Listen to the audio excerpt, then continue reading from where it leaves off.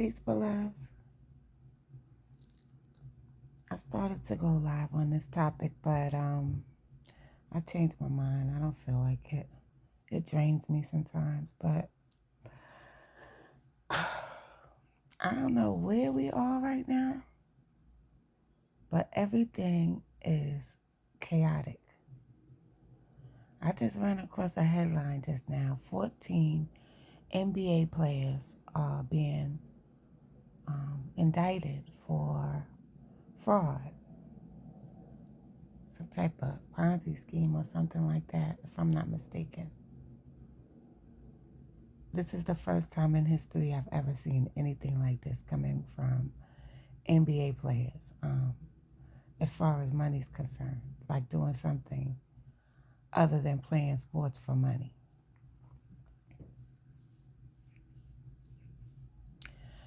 And I also want to show y'all something about how the universe speaks to us.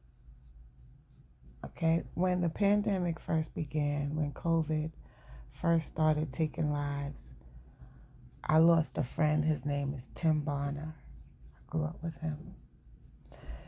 He died from COVID in the early stages. And the same day he passed away, I was telling AZ about it. And AZ said a guy named Tim that he grew up with over in Harlem had also passed away. So they both died the same day, two Tims. Now you got Tim, Lil Tim, who was the person that shot King Von. And now you have this young man, his name is, let me not get him mistaken. His name is Timothy Sinkins, who apparently shot up a school, right? Now, earlier today, I was listening to Hassan, and Charleston White called in on this topic of this shooting in the school, this young black man shooting up his school. And Charleston White has some inside information about the young man that was doing the shooting. Now, apparently, this young man was being bullied.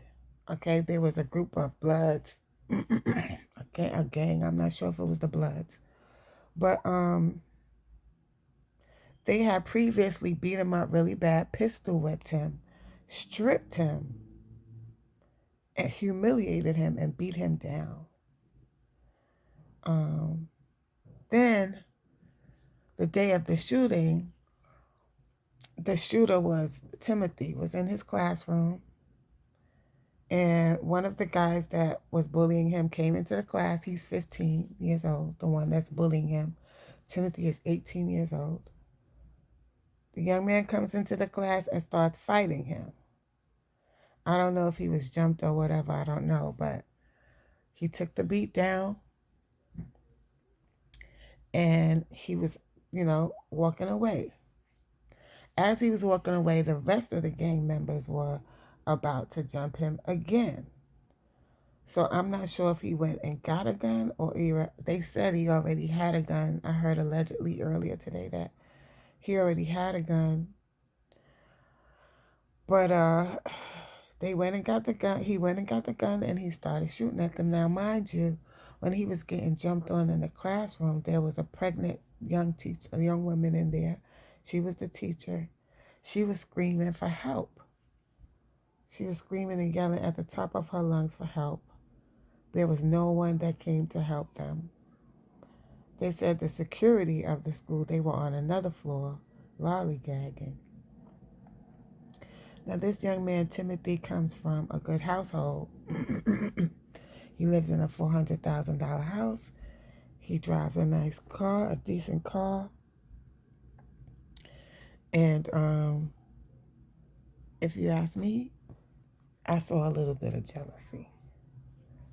Now, they also brought up the fact that his family is well-to-do, and they're mostly people, some of his family is in the armed forces. And his girlfriend comes from a family that's a background of policemen. So They said that this was not a hoodlum young man. He was basically in self-defense, outnumbered. And they said that this area is a good area, but now that they allow Section 8 people into the area, along with the Section 8 people came the gangs. Now, with the two Tims, the two Tims now, made me think to go and look in the Bible at the book of Timothy. And I went to look at the Bible in the book of Timothy because I said it looks like there's a message that needs to be heard. And it says this on the Timothy's most popular teachings was opposing false teachers. And this is what it says. Timothy said, "As I urged you when I went into Macedonia, stay there in Ephesus,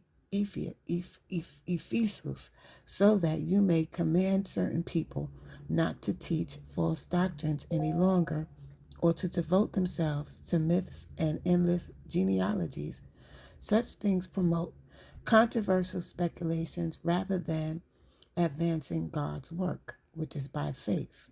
The goal of this command is love, which comes from the heart and a good conscience and sincere faith.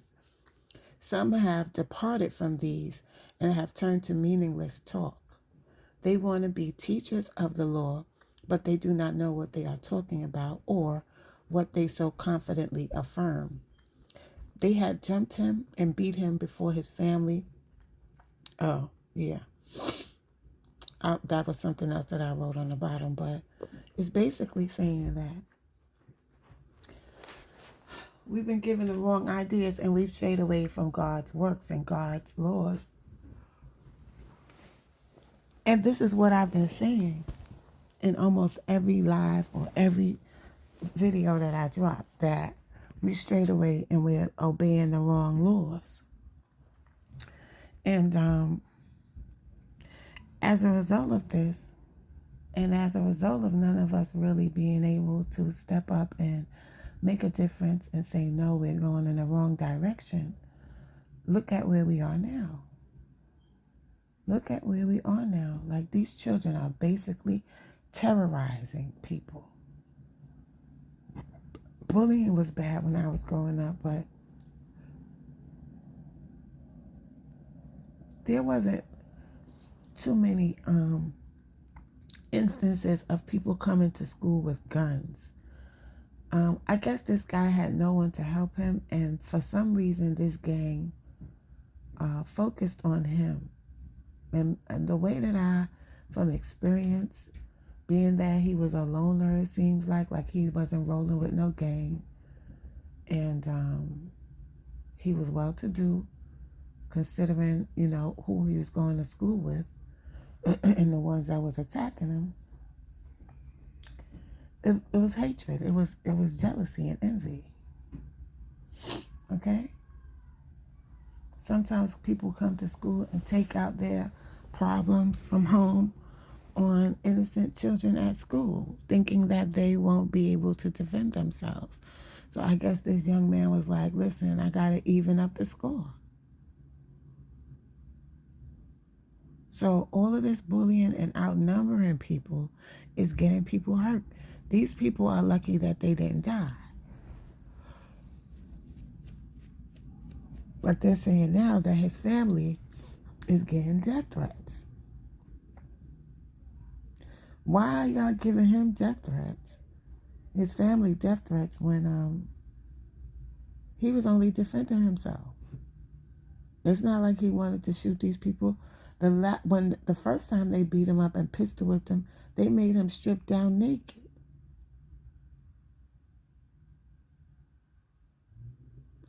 And, Charleston White, I wasn't really rocking with him at first, but some of the things that he's bringing up in this instance is making me see what he's trying to say.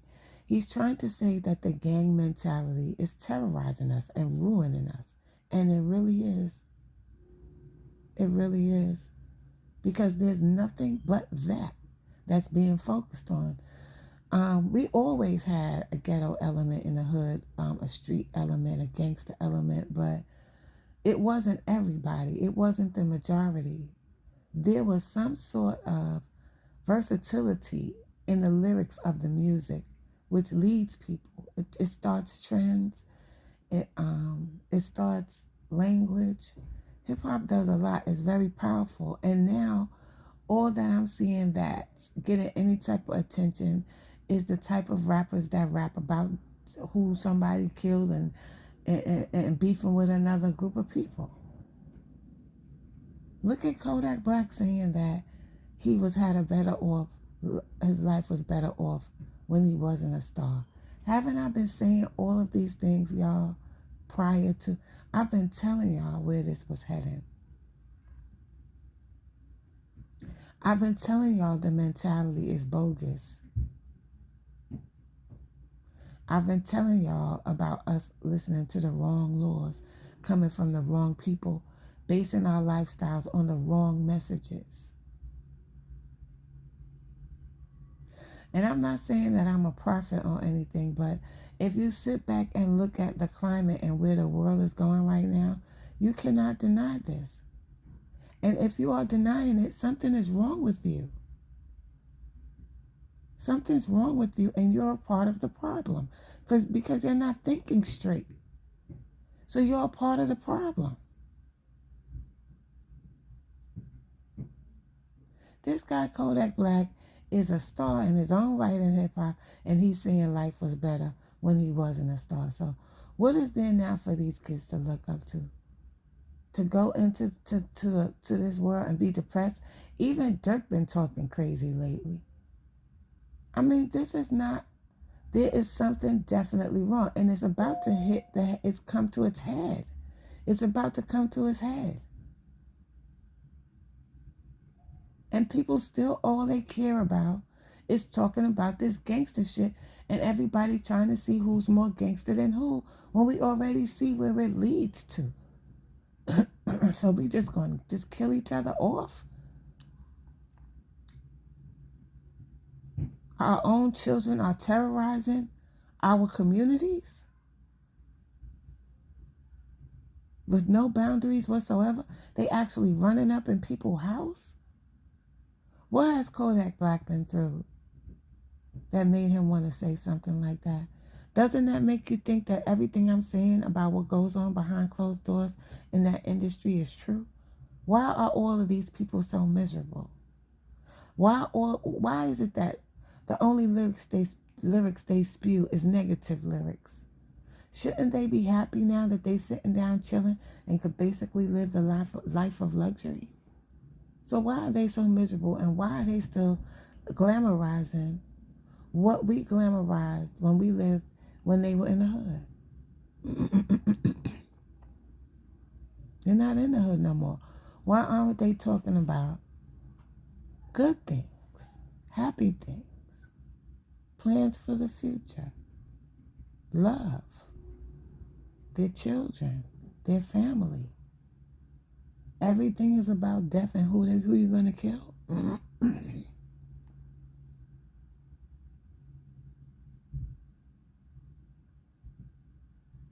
Who's telling, who's not telling?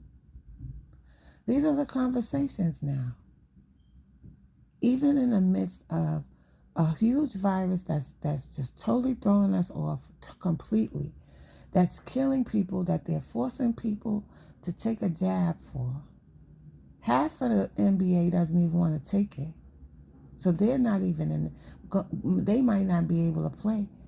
This is a first. This is a first, y'all. The world is not getting better. It's getting worse. And all of you people that refuse to see what's going on in this world and see things for what they are and try to change your ways and your actions and what you're spewing out of your mouth and the way you're living, you don't want to change it. Well, you're contributing to the demise of our people.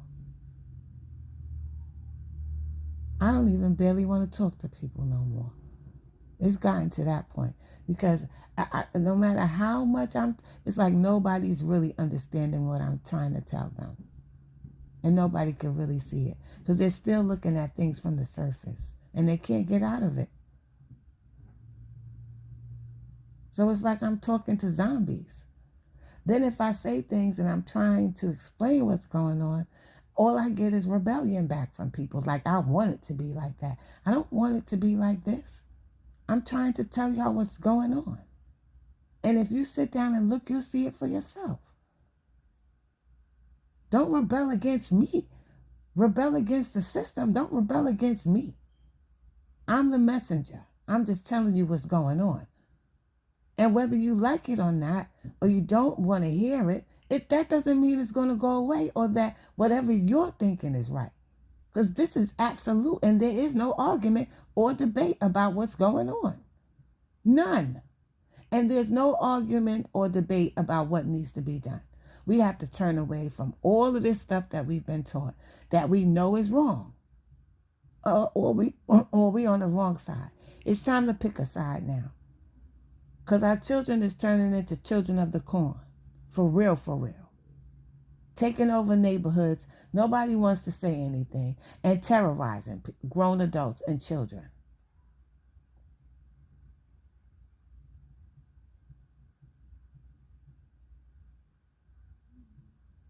Something has to be done. Because if it gets any worse, we're not going to even be able to leave our homes. We're just going to be... I don't know if, like somebody was saying, I'm not sure who was saying this, but they was like, but did they plan all of this chaos so that they would have to come in and control us? Because we're out of control and nobody can stop it. Peace and love.